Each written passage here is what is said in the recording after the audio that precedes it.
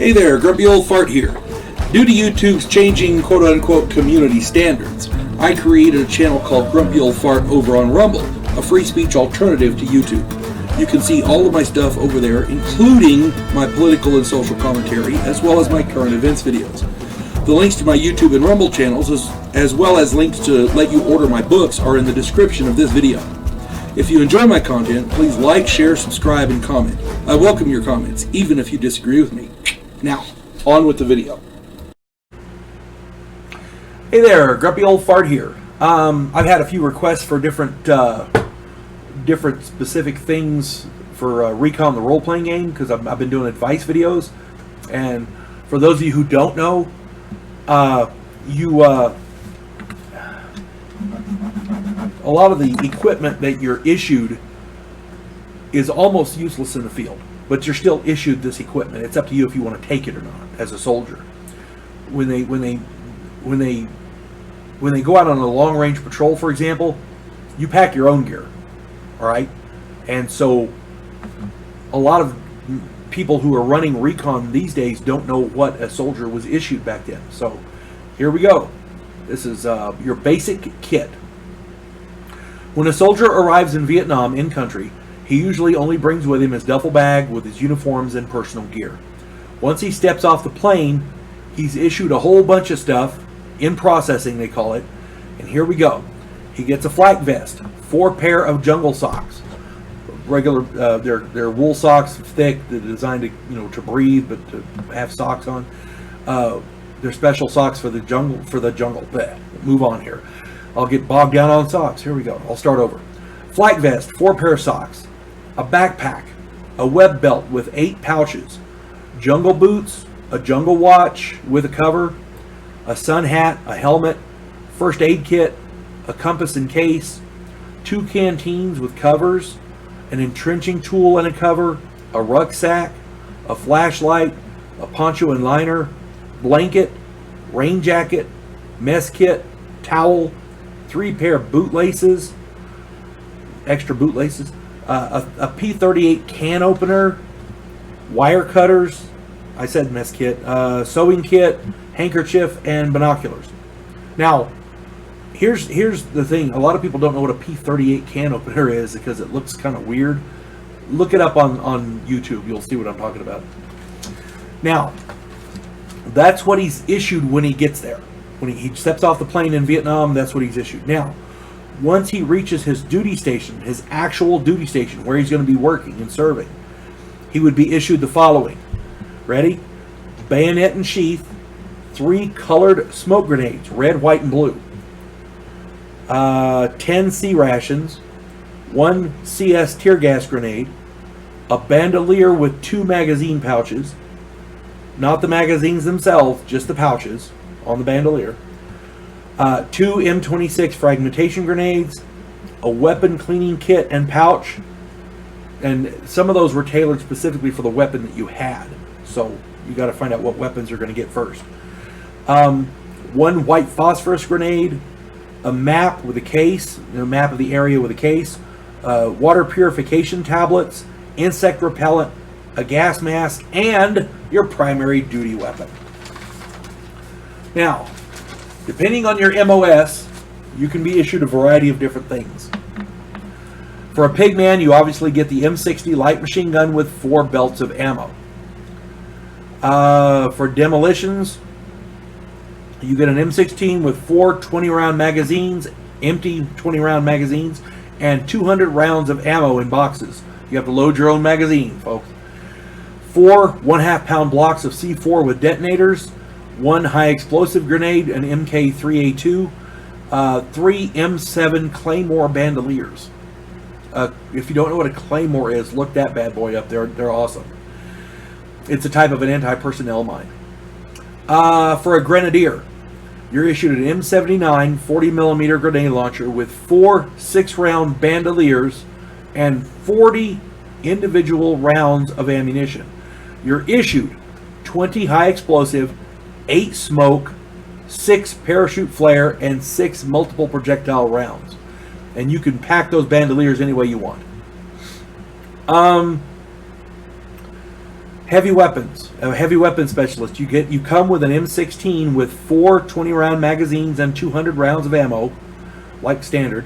You also get 2 M72 law rockets, and then if the game master, if the mission director feels it's necessary, you can also be issued 1 heavy weapon of choice, either a 60mm mortar or a flamethrower.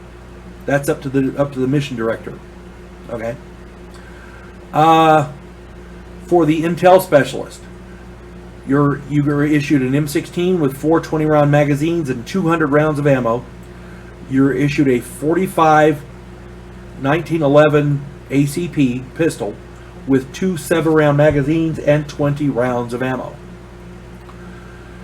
As a medic, you're issued an M16 with 4 20-round magazines and 200 rounds of ammo. You're also issued a unit medical bag.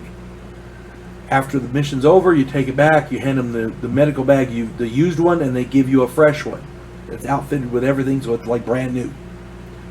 That way, every time you go out, you got a fresh medical bag. For a point man, they're issued an M16 with 4 20-round magazines and 200 rounds of ammo. That's it. Now, some mission directors, depending on the importance of the mission, may issue them one of those field radio telephones, but that's up to the mission director. As an RTO, you're issued a PRIC 25, PRC 25 backpack radio. It's that big box thing that they wear. You've seen them in movies. This thing is awesome. Look it up in Uncle Bull's mercenary supply guy thing, the section in the book. The RTO is also issued an M16 with 4 20-round magazines and 200 rounds of ammo. The sniper is issued an M14 rifle with 4 20-round magazines and 200 rounds of ammo. He's also issued an M21 rifle scope, which is a 3 to 9 power scope. It's adjustable. It's quite nice. On specific missions, you may be issued a night scope, and it's illustrated in the book there, but that's up to the mission director. Note, if a player wants to exchange a rifle for a shotgun, submachine gun, or a different rifle, all they need to do is get with the lieutenant, sergeant, or intel guy for permission. Now, extra weapons and ammo could be requisitioned with their permission as well. Many soldiers slip some cash to a buddy in the armory to get special items. Replacement ammo and equipment must be requisitioned after a mission by the lieutenant, the sergeant, or the intel guy. The intel guy carries a lot of power. Usually, extra 20-round magazines were a reasonable request. As a mission director, you can build an entire game or adventure around trying to get gear or replacement ammo and such. Many supply sergeants were tight as hell with their inventory. High commodity items, stuff that they would use to trade, would be something like beer and alcohol, socks, first aid kits, chocolate, boots, mess kits, 8-track tape players, cameras, P38 can openers, because you have to have those if you're going to eat your sea rats, your combat rations. Weapon cleaning kits, water purification tablets, insect repellent, that kind of thing. Supply personnel who did not readily replace a medic's unit medical bag were hastily sanctioned by soldiers and officers alike. Nobody went out and shot him, but this guy developed a bad reputation, and no soldier wants to go into the field with a medic without his gear. The medic is a necessity. So if a supply sergeant didn't readily say, "Oh crap, let's get him this new stuff, right? He needs a new medical bag now, get it," if he didn't immediately say that, yeah, he was there. There are ways to make them pay. I'm just saying, and you don't want to kill them, but you can make their life hell. Just saying. And everybody covered for the people who made the supply guy's life hell if he did that. Some items that were rare as ice cubes in hell. Ready? Ingram MAC-10 submachine guns. You can get a grease gun. You can even get a Tommy gun. Ingram MAC-10 submachine guns were a specialty item for special forces and the CIA. The M29 81mm mortar. Those things were handed out with eyedroppers. 60mm mortars are a dime a dozen. 81 millimeter mortars are something else. 30 round magazines for the M16. They did exist. You could get them. But oh my God, they were rare. We're talking, you needed special dispensation for that. You need to go high up, much higher than your lieutenant to get one of those. The M203 grenade launcher, which is the grenade launcher that fits under the barrel of an M16, yeah, you ain't getting one of those anytime soon. Those are rare. They're like unicorns. I usually allow a 98% chance that the armory doesn't even have any of these, and actually issuing them requires an act of God and a papal dispensation, or an order in writing from no less than a bird colonel. That kind of thing. Very, very rare. Now, common alternate weapons instead of the M16 or M14 are M3 submachine guns. I want to say that's the grease gun. Shotguns, the M14, the M16, the M1, the M2. The BAR is a reasonable request. These were fairly common. Most of the times, the M1 Garand and the BAR were issued to ARVN units, that kind of thing, because they're kind of like second line units.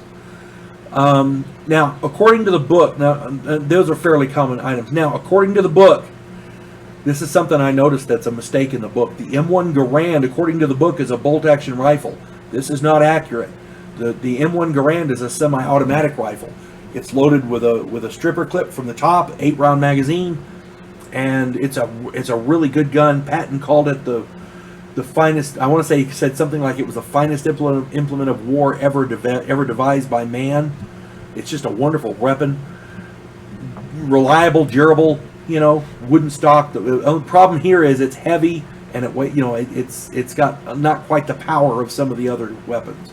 That's the only problem. But they can request it. Also note that the weight limit counts for everything except his clothing, his pack, and his main weapon. So here's what I count. Ammo magazines weigh about a half a pound each, and I don't care what the weapon is for. If it's a rifle or a pistol, the ammo magazine weighs about a half a pound each. Combat rations, C rations weigh about a pound each.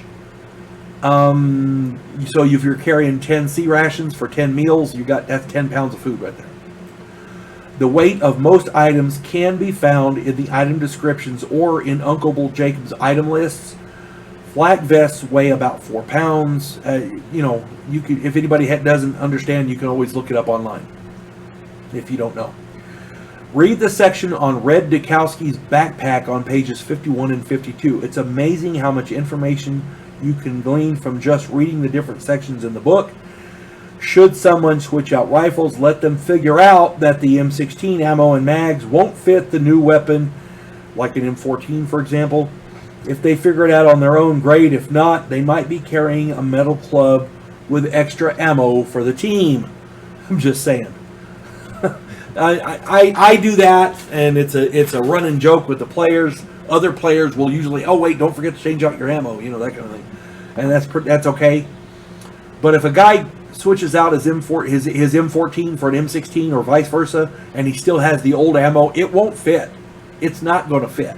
So just keep that in mind. I hope this finds everybody well. You folks have a good day now. God bless one and all. Devo Poland, a scientific representative of a pacifist race called the Gandhiri, is sent away as an exchange officer. His objective, to learn the one skill his species never developed, to fight. And he's sent to learn that skill from the one species who does it better than any other in the galaxy, humans. If you like science fiction with an upbeat military tone, check out my novel, Vanguard 1.